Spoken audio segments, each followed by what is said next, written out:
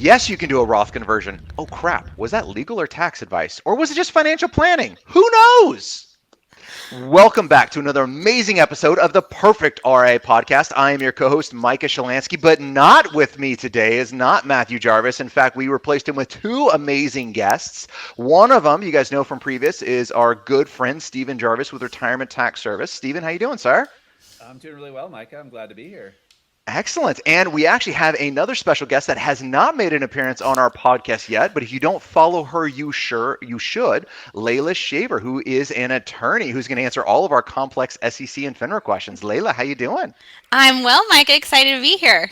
Yes. Now, quick little plug for Layla is years and years ago, I had a buddy that had a complaint go against him in the BD world. And it was a BS one. It was from a friend of somebody. It wasn't even from a client that had submitted this. And the BD was requiring him to report it and to go through all of these complicated things. So he ended up shooting over me. I'm like, this is BS. This isn't a complaint. Here's the rules. Here's how it reads, et cetera, et cetera. Ended up calling a handful of attorneys, and all of them kind of across the board said, didn't even know what the rules were. They were kind of making it up on the fly. So I was getting kind of irritated looking for a good SEC attorney, and I ran across Layla, and she was the only one that on the fly could answer the correct rules about what complaints were or what they were not. So that is what had us impressed. So Layla, don't disappoint. I'm just saying, I'm building you up here, so really expect some high performance today.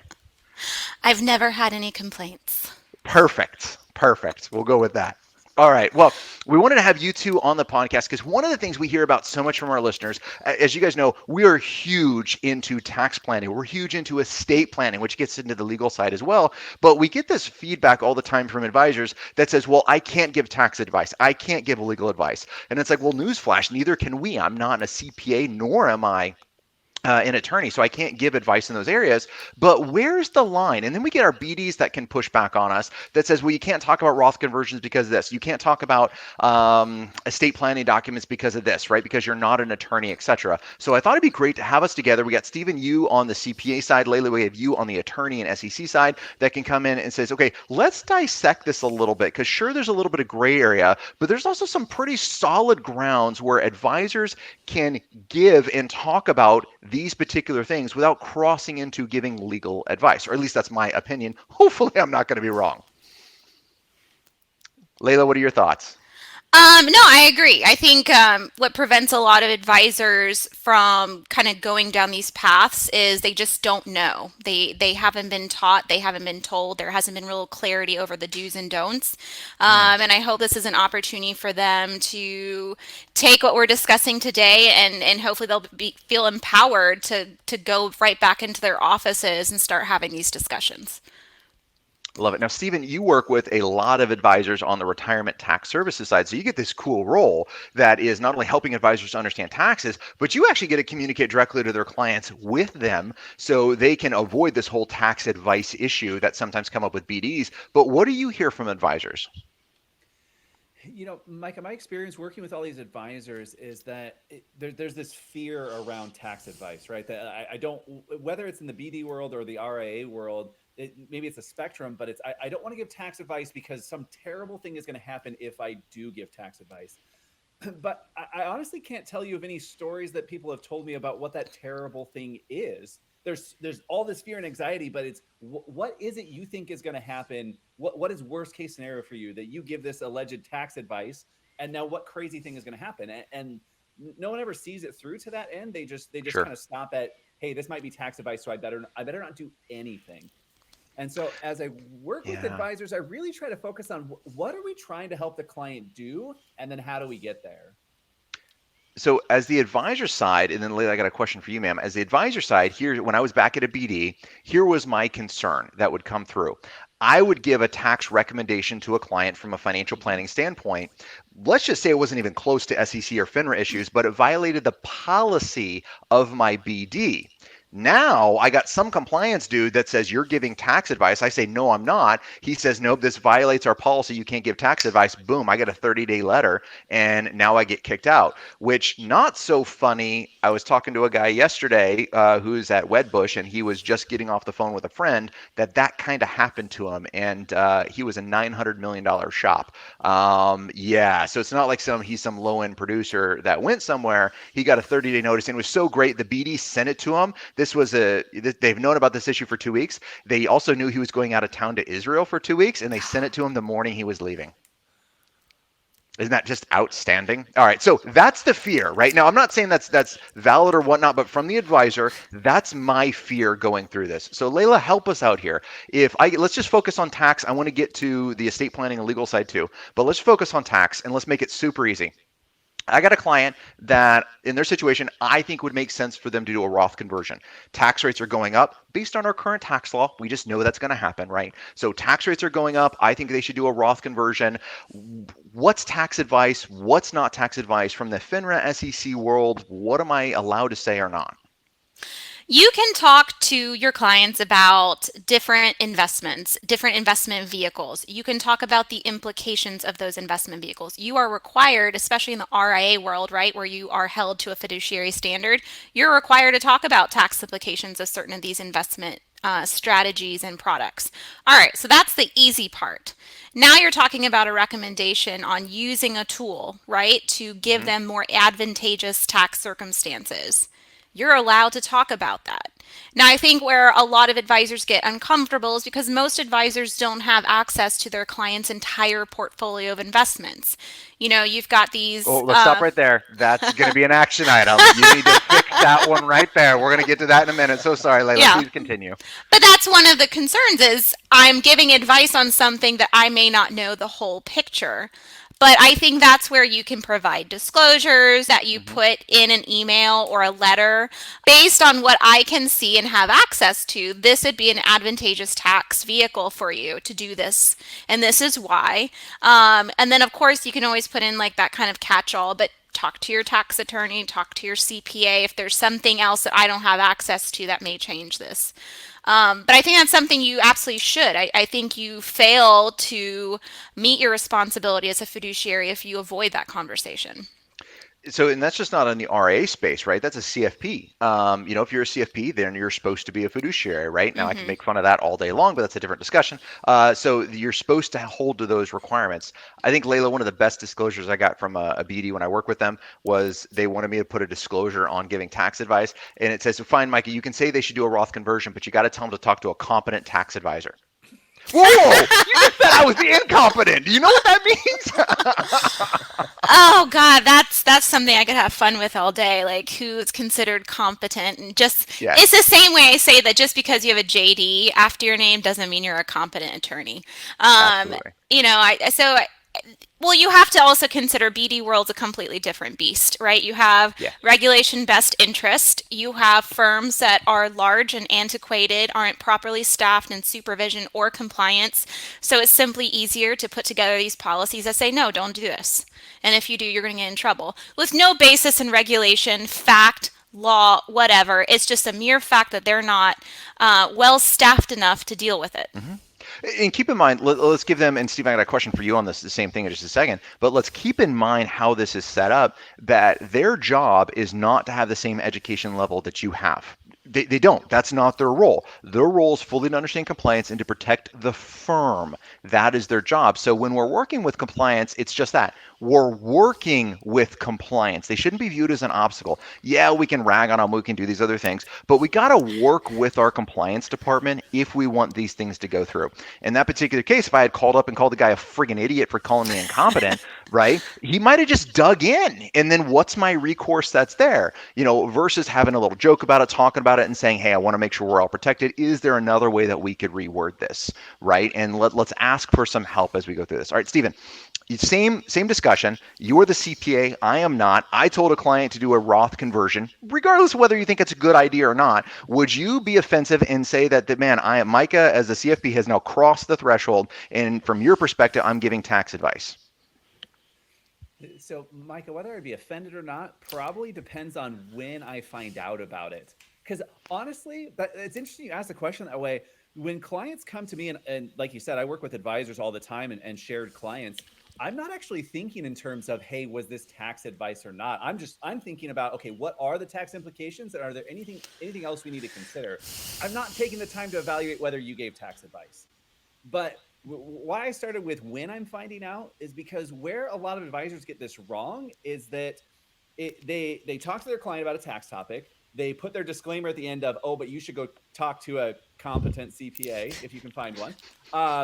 And then they either assume that the client will follow through, or they don't care if the client's going to follow through. And so what usually happens is that the tax preparer finds out about this in March on the tax return. And at that point, I'm maybe not offended. I'm probably angry that if there was something else we should have considered, I have no opportunity to do anything about it. And so at that point, again, I don't care if you gave tax advice or not. You didn't set your client up for success. And I've worked with advisors at some of the bigger BDs in the country who are doing tax planning with compliance approval, to your point, Micah, because they proactively and as a partner work with their compliance department. And the ones I enjoy working with are the ones who come to me during the year. They come to me in July or August or September and say, hey, here's what we're doing. Here's what we're recommending to our client. Is there anything else we should be considering? Because again, I don't need to sit back and say, well, is this tax advice or not? I can just say, okay, from my experience, are there other things we should be considering for this client in this situation? And we get the clients where they need to be. Okay. So that we feel good about. I like that answer, and that's all about proactive communication with your CPA, right? That's what it is. All right, so Leila, I'm going to knock this one back over to you. What is tax advice that I could give as a financial advisor that would get me in trouble? Where do I cross the line? I think that's the hard thing to define, is where the line is. But generally speaking, I think where you're taking tax code and interpreting it and applying it to a client situation, I think that's where you're getting into tax attorney area, CPA areas, is when you're doing that. But when you're looking at, say, an insurance product, and that insurance product has been developed because it meets a particular tax savings objective, and that's different, right? That's, I think, a different kind of conversation. So it's one thing to say, hey, our government passed this tax law, this is what it means, this is how it applies to your circumstances, and so now we're going to do this. That's a different conversation from, look, you're heading into retirement, you have these tax obligations. These are different vehicles that we know have been structured to lower your tax circumstances, or your tax, the amount of tax you'll have to pay. Yeah, thank you. Liability. So I think those are different conversations, because then you're talking about an overall investment objective that they have. Everyone wants to save money on taxes. And you're talking about established products and vehicles that are meant to do that. That is different from interpreting law and applying it to a set of circumstances. Okay. So, all right. So I got a doozy question for you then. The IRS consistently gives us information. What Congress passes a law, then the IRS has to go through and interpret however they're going to do this, right? And they may or may not do that in a timely fashion. Let's take the Secure Act just for fun, because unless something happened today, I'm still working under proposed regs, which may or may not be true. And so the problem that I have as the financial advisor is now I have a client in a situation that we have to make a decision on, but I don't have clarity out there from any party. The IRS doesn't have any clarity on it. It's all proposed regs. Don't worry, they're going to penalize me if we screw this up. But I got to make a decision this year for the client. What do I do? Well, this is really a situation where I know we're going to talk about things to do after they listen to this show, but I think this is one of those things, right? You should have someone that you can call up on speed dial and get some advice on how to proceed. In these kind of circumstances, I always kind of advocate for taking a more conservative approach. Take what you know, take what's in law today, not what you think is coming down the pipeline. Leave that to the experts to give you guidance on. And sometimes, it's one thing if you're the owner of your own RA and you have to figure this stuff out. But if you are part of a larger corporate RA organization or broker dealer, this is a good opportunity to reach out to the higher ups and ask for input and advice as well. What's going to be okay in terms of your conduct within the scope of the company and their policy, and get that kind of guidance from there. So I know it's not a super clear cut response, but you also want to mitigate any risk of litigation. Absolutely.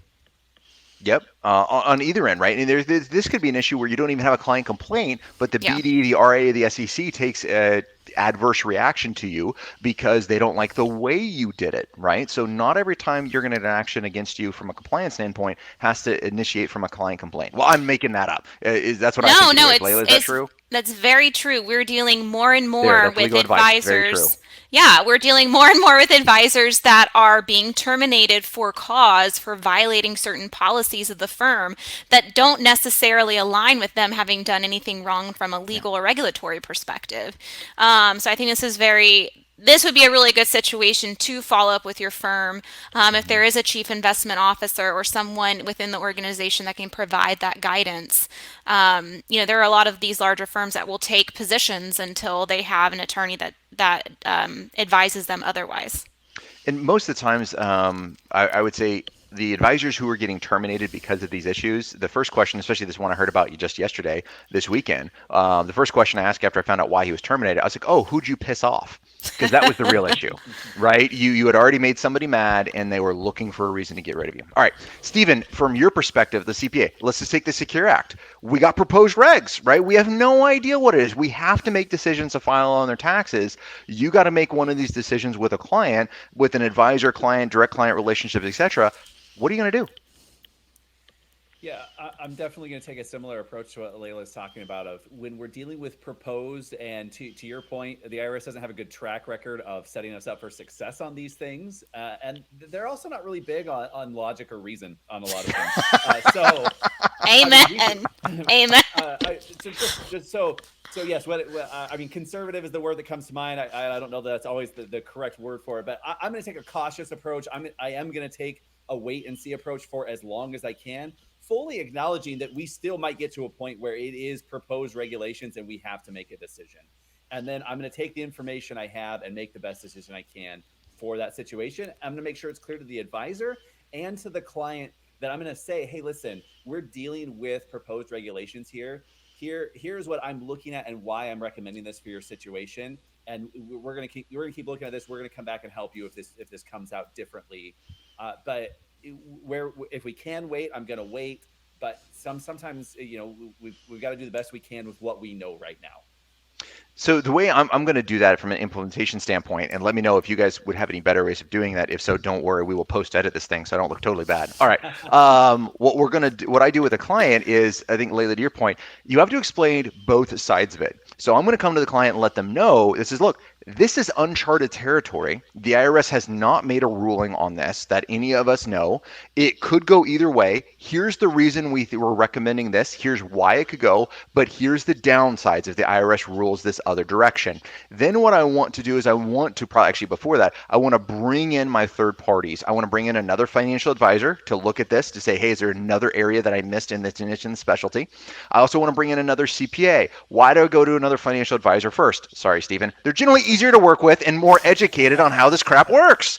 So I want to bring them in first to this and say, hey, what am I missing? Give me some insight on this. Okay, great. This other advisor agrees. Perfect. Now I want to go to the CPA because now we got two financial advisors when I go to the client CPA. Now, if I'm working with Stephen, this is a piece of cake. I can call Stephen up. We have a great relationship. I got a couple other CPAs that I have great relationship with. I have a bunch of CPAs that work with my clients that I don't have great relationships with. I got to work on those. So I want as much groundwork in my favor as possible as I go through that. When appropriate, we need to bring in attorneys. I try to avoid attorneys. Why? Because they're going to send my client a giant bill with no answer whatsoever. So, Oh. these are I know, right? It's not you, not Layla. It's not how this works. But that's the process I'm going to go. Then I'm going to document the heck out of it, and I want everyone to sign off on it, including the CPAs. So that's the process we would go through if it was a really dicey situation like some of the things we're seeing with the Secure Act and not having to make decisions and not knowing what's going to happen.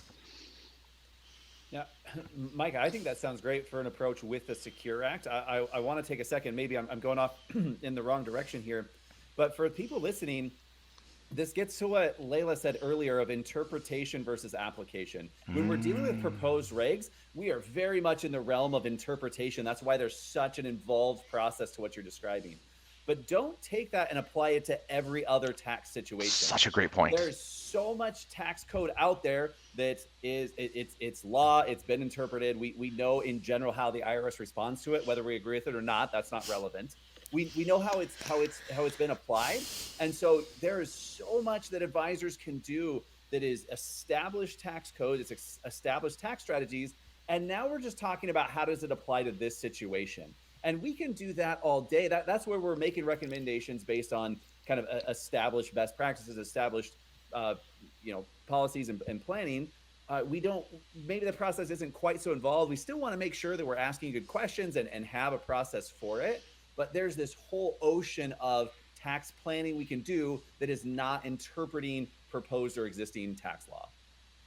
Yeah, don't use it as the crutch, right? I hear Yeah. this from advisors all the time that don't want to spend the time to learn about taxes or to learn about it. Their crutch is, oh, I can't give tax advice. Oh, I can't give legal advice. I can't recommend they get a will because I can't give legal advice. That's not legal advice, right? Now, Layla can correct me on this, but telling a client from a financial planning standpoint they need a will, a healthcare directive, a durable power of attorney, a HIPAA release form, and potentially a trust, I don't think that's legal advice. Now, if I'm drafting the trust, okay, I think I might have crossed a couple of lines. Yeah, no, completely in agreement. Definitely talk about it. I think it's important to talk about it because financial advisors are often the center of influence in a person's life. They are the expert that clients come to and say, hey, who do you know who can help me with this? And they're oftentimes going to rely on your advice and act on it. So absolutely, those are key things that you should be telling your clients you should do. Because let me tell you, probate's a pain in the butt. You want to shield your heirs from these crazy weirdos that show up in courtrooms trying to find out what's in the estate so they can manipulate the heirs into turning over or relinquishing their ownership of these different assets. This is just one more step in protecting your client. So absolutely you should have these discussions, whether it's estate planning or tax. Yeah, and depending on, just like on tax or estate planning, right, or any area of the financial planning element, go to the conversation to the limit of your knowledge. Where you're going to get in trouble is when you exceed your knowledge, when you start making stuff up. This is how I think it works, but I have no experience in that, right? That's when you're going to start getting yourself into trouble, and that's when you got to hit the pause button. And to our advisors out there listening, and I know you two know this, it's okay to tell a client, I don't know. I'm going to reach out to an expert in this field and I'm going to get back to you with an answer. I have never had a client push back and get mad at me because I told them I need to hit the pause button because I don't want to give them the wrong answer. They're like, you know what? I really respect that. And then I can reach out. The biggest thing with it is the follow through. Do I actually do what I said I was going to do? Reach out to somebody else, get that advice, and then come back to the client with what that should be. All right, so on that note, so we talked about some things about, simple things for like Roth conversions isn't tax advice that's going to be there. What would you say, Layla, is a great way that you should proactively work to find out, because we have a lot of our advisors that have other BDs, other IRAs, et cetera, that you should proactively work with compliance to expand the line. Let's say they're really limited. They don't think you can do Roth conversions. They don't think you can do tax loss harvesting. They don't think you can do these other things. Where do we help expand that line with our compliance department? Sure. So let me start by saying this about compliance people. They're, for the most part, very well-intentioned people. But what I have seen and what our firm has seen is that compliance departments are severely understaffed and they don't get enough resources for continuing education, keeping up with trends, keeping up with changes. And oftentimes it comes down to, what did a supervisor tell them, yes or no? I think that's why so many advisors call them business prevention departments, because it's true, because they just don't know the why behind the yes or no that they're giving. Right. It's someone told them this is a circumstance, you say yes or you say no. And again, it goes back to staffing issues when you have really big organizations that just cannot keep up with all of that. So if you're at that kind of firm, then I would say it's not going to get any better. So maybe start looking elsewhere. that is one solution. Leave. All right, fair enough.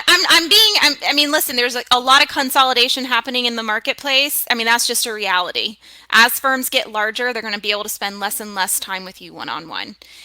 There are rare circumstances where there is a firm that you still have entryway into someone that's in a higher up executive position. To the extent you have that access or someone in compliance that's willing to listen in and fight your cause with you, then definitely go and make an argument. Teach them, bring in your data, bring in your resources, be able to cite to whatever publication or law or whatever else that you're citing to, and make an argument. It's worth your while to do so. But then if you're finding your firm's just not open to it, there's so many firms out there now that you can pick from. Don't stay someplace, just to stay someplace. You have a lot of opportunity out there. So go make the argument, pitch it. Depending on the response you get or the support you get, that's either a good indication that your firm wants to work with you and they may change their policy, or they may just flat out be like, no, this is not happening. This is our policy. That's that. In which case, there are firms out there that will help you. So maybe not the answer you were looking for, but I think it's important. I will say a lot of advisors come to us to provide the expertise and to make that argument for them as well. So rely on outsourced providers that can come in and help you fight your cause as well. Okay, I love it. Well, this podcast is all about action items. We want to make sure that we're giving our listeners something that they can do and implement right away so they can improve their practice. So, Stephen, I'd love to start with you. What's the first action item that we should have for our listeners? Yeah, Micah, one of the things you said that stood out to me was to not be planning with clients on things that exceed your knowledge. And so one of the action items I That was want to mine. recommend, oh yes, I feel even better about my action item than it was for you. Is make sure you're setting aside time to learn. This is a great thing about having a niche that you focus on. You can take just a sliver of the tax code. And I'll take this one step further to make sure you're learning from other professionals. Be strategic about this. Learn from professionals you would like to have a great relationship with. Call a tax attorney, call a CPA, and say, hey, here's an area that comes up with my clients on a regular basis. I'd love to pay for an hour of your time and get your thoughts on how to approach Roth conversions or whatever it might be. You're going to build a great relationship. You're going to learn a ton. You're going to set yourself up for proactively communicating with these people later on. And you're going to keep elevating what that level of knowledge you have is in that particular area. Stephen, I love it. I just finished a book, Sustain Your Game, and that's actually one of the biggest things they talk about of the rock stars of the rock stars, right? Not the top 1%, but the top 0.001% of athletes are constantly looking at ways to perfect their fundamentals. They're constantly looking for ways to perfect what they're doing and pushing those limits in those ways and never plateauing. So I love that. Layla, what about you? What's an action item for our listeners? Well, you mentioned books, and I was thinking about the book Relentless, right? Ooh. Yeah, I love that one. So, in the same way, you kind of have to be relentless with your firms. And I think it really helps to kind of create your sphere of influence. Go and do some due diligence, find CPAs, find attorneys, create relationships with them, not just for the education component, but so that you can refer clients to experts. So where you approach that line and that boundary from application to interpretation, you can do that handoff and introduction. And it is a service provider that you know is going to do a good job, because the last thing you want to do is take a relationship you've cultivated, worked really freaking hard to make very like a happy client, and then turn them over to some I like to curse, Micah, so this is very difficult for me. Some POS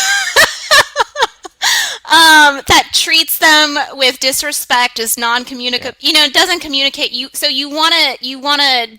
I'm in a law firm coaching group, and they call it the firm 100. 100 different service providers, right? So if your client needs a boat contractor, you have someone in your quote unquote Rolodex. I know I'm aging myself talking about Rolodexes, but I think I'm in good company. What do you mean aging yourself? You're not old enough to remember Rolodexes, but whatever.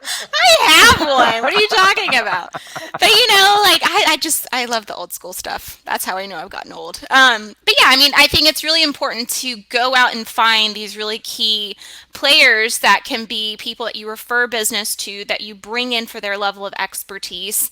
I think it helps you stand out from your cohorts, and really makes you stand out when it comes to the pool of prospective clients that are finding us that want to find a financial advisor. But I think it's really important too, from